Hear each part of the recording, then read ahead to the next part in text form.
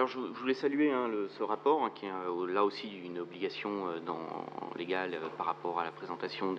des documents budgétaires que nous aurons après. Saluer la partie sur les ressources humaines, qui est bien développée. Et, je ne vais pas revenir sur les détails, Madame Corner l'a fait, Madame Rassoul l'a fait. Là-dessus, m'étonnait quand même sur les rémunérations. Alors c'est expliqué dans le rapport, mais l'écart des rémunérations en lien notamment avec, entre les hommes et les femmes, en lien notamment avec une distribution dans les filières d'emploi différente entre hommes et femmes, mais ce qui dit beaucoup des stéréotypes et des représentations genrées qu'il peut y avoir sur certains métiers, et ça dit beaucoup sur les autres politiques publiques qu'il faut mener, notamment sur l'orientation des jeunes, et pour casser ces barrières que se créent certaines personnes pour ne pas rentrer dans certains métiers qui sont trop genrés là-dessus, et c'est notamment redit sur les questions liées à la petite enfance. C'est très bien expliqué, donc je ne rentre pas dans ces détails. Je regrette quand même que la partie concernant les politiques publiques soit très pauvre sur ce rapport. Alors j'ai repéré, et Madame l'adjointe l'a bien répété, sur la culture, sur le sport, la petite enfance et l'action sociale, en pointant au passage les très bonnes actions du CCS sur le sujet, et particulièrement la maison refuge, et là-dessus je veux resaluer l'implication de notre collègue Dominique Trippé sur ce sujet-là. On en parle régulièrement en conseil d'administration du CCS,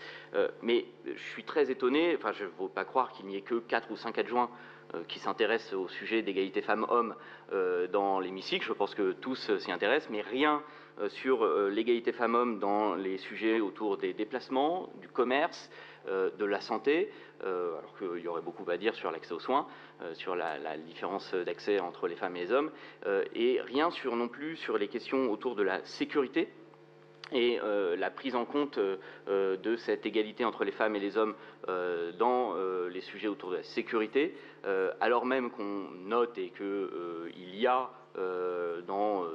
énormément de rapports qu'on voit un peu partout, et c'est présenté d'ailleurs par M. Montillo dans les rapports sur la sécurité au mois de février, quand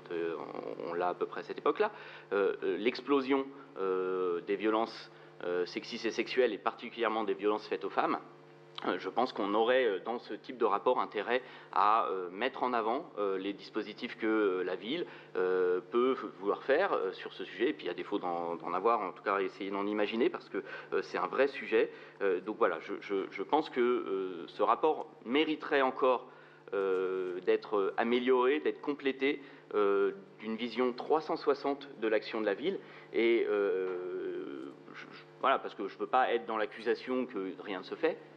Mais je pense que tout devrait être figuré dans ce rapport, qui doit permettre d'améliorer les politiques publiques de prise en compte de l'égalité entre les femmes et les hommes